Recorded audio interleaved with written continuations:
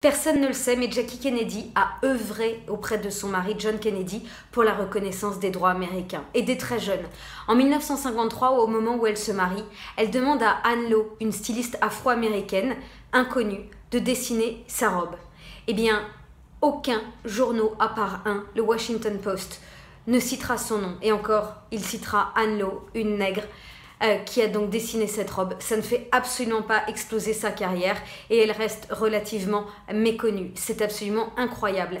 Jackie, elle lui a fait confiance.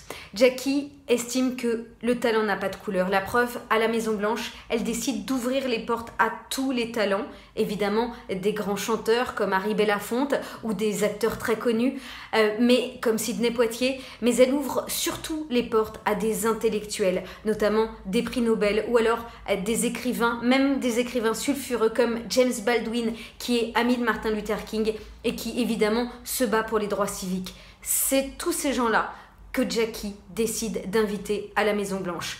Elle décide de montrer que à Washington, eh bien, la ségrégation n'existe pas.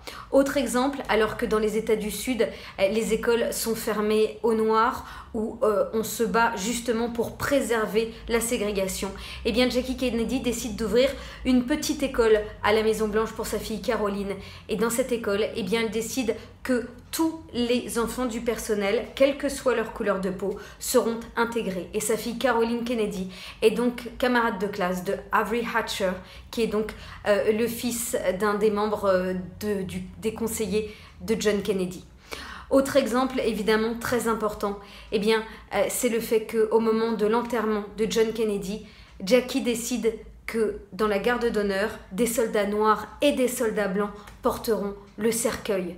C'est une première aux États-Unis pour un événement national de cette ampleur et c'est vraiment le signe du changement. Pour elle, c'est ce qui va permettre que les droits civiques voulus par son mari, qu'il n'a pas pu faire voter puisqu'il a été assassiné avant, eh bien, pour que le changement ait vraiment lieu.